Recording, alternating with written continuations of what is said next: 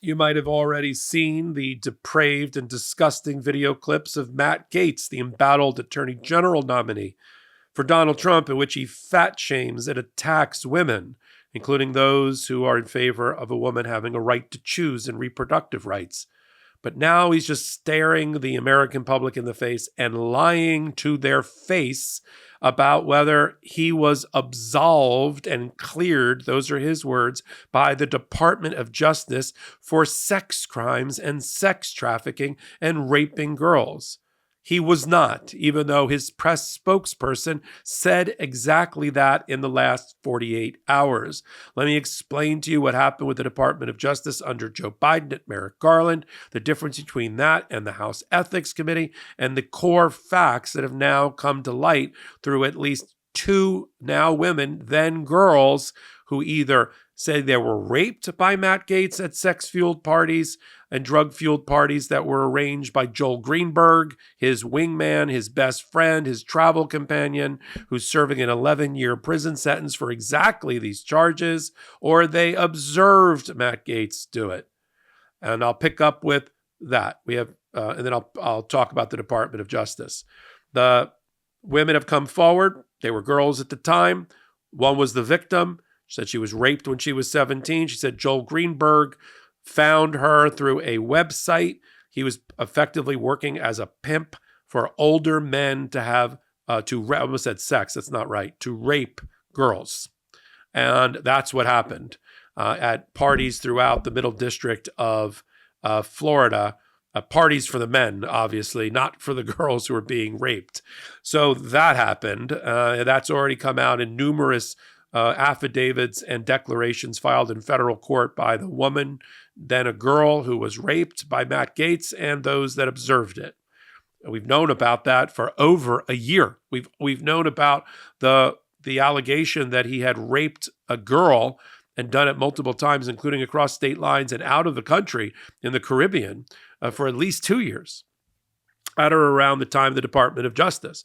2 investigations opened up almost simultaneously. One by the House Ethics Committee, a completely bipartisan group, except it's chaired by a Republican, and the other by the Biden prosecutors in the Department of Justice. Now, about a year ago or so, maybe a little bit less, we got word that the Biden Department of Justice was dropping the charges against Matt Gaetz. Now, I want to explain to you the difference between what Matt Gaetz is telling the American people and lying about and what happened procedurally.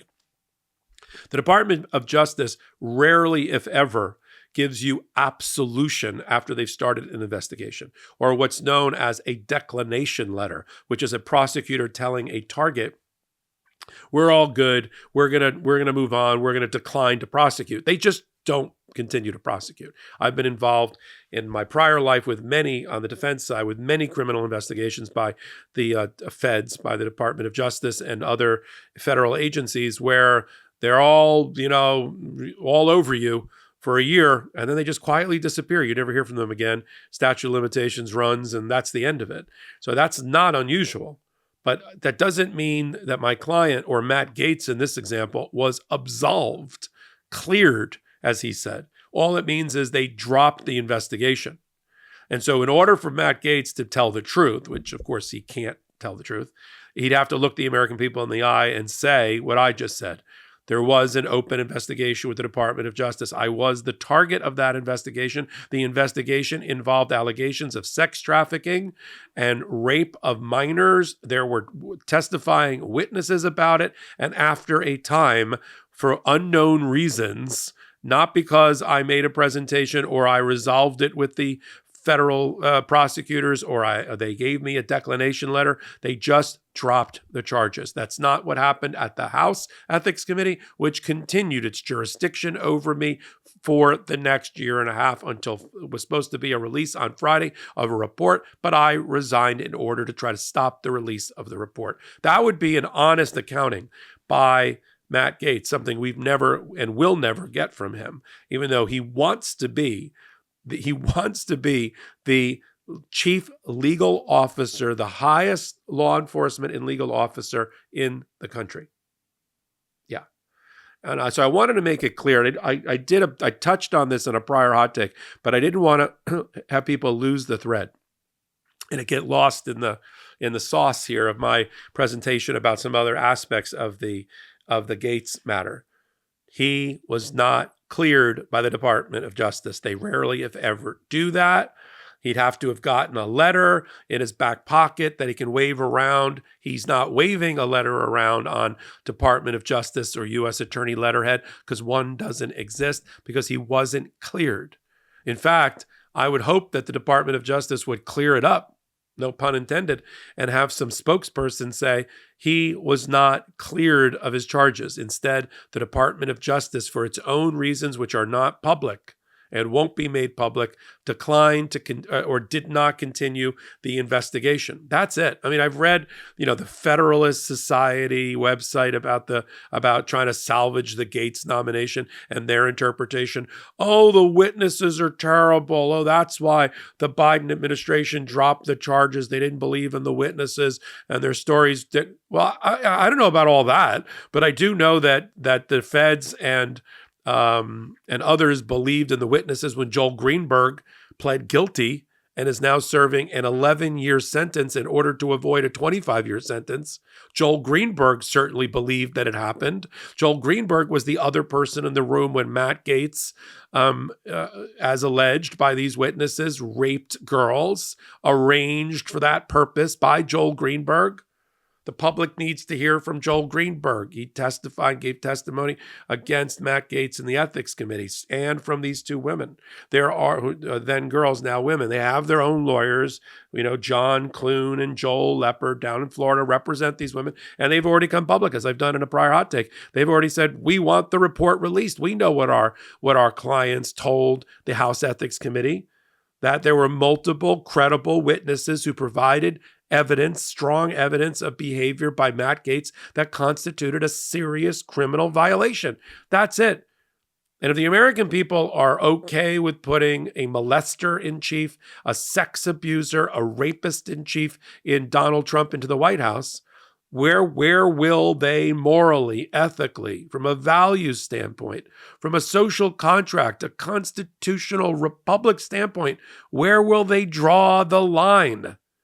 Does everybody in the cabinet that he's appointing have to have some sort of, criminal sex act allegation against them, sex crime against them, or moral problem against them? Robert F. Kennedy Jr. cheats on his wife in the recent year with a reporter.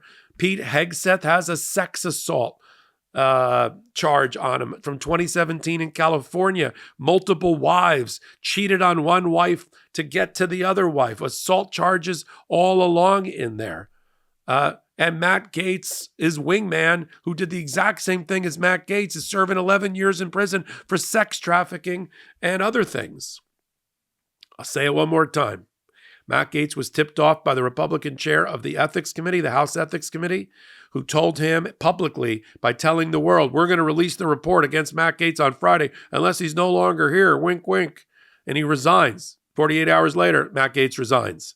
Cut a deal with Donald Trump to give him some cover, give him some dignity in his own weird mind by nominating him for a position that Donald Trump even knows he can't get through, which allows Donald Trump to troll the American people, give a big middle finger. Matt Gaetz gets some cover, maybe gets to get the story killed, although how's that worked out for you, Matt? Not well. We're talking about it more, not less. And then you've got the Senate Republicans, not Democrats, arrayed against Matt Gaetz. Then they'll elevate. This is my working conspiracy theory. It's as good as anybody's. Todd Blanche, the criminal defense lawyer for Donald Trump, already a shadow attorney general who's going to have to show Matt Gaetz, who's never practiced law before, how federal courts work. He's nominated already as the deputy attorney general, the number 2 position. Matt Gaetz gets yanked in the next month, and Todd Blanche gets elevated. Matt Gaetz gets placed maybe in the second half of the administration in some other place. That's what's going to happen. And we got to demand that it happens because we can't have Matt Gaetz representing our constitutional republic around the world as its leader of the Department of Justice. Can you imagine what the other justice ministers around the world are thinking, or Putin is thinking about Matt Gaetz and the joke of Matt Gaetz and what it does to the American brand of democracy around the world? We're supposed to be the moral leader. We're supposed to be holding the torch of freedom.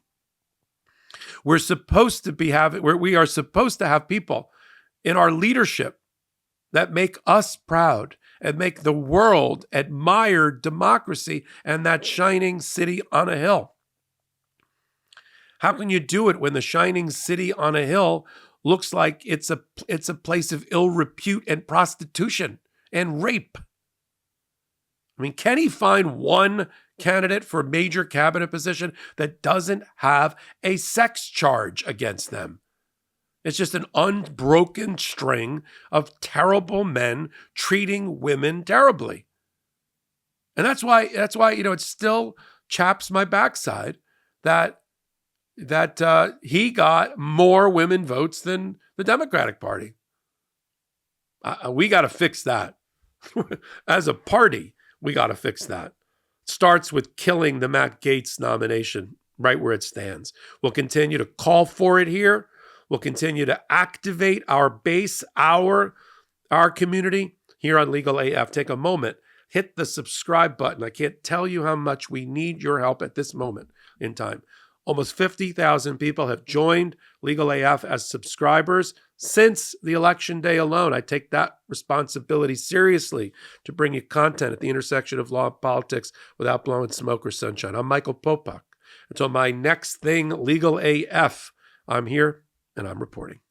In collaboration with the Midas Touch Network, we just launched the Legal AF YouTube channel. Help us build this pro-democracy channel where I'll be curating the top stories at the intersection of law and politics. Go to YouTube now and free subscribe at Legal AF MTN. That's at Legal AF MTN.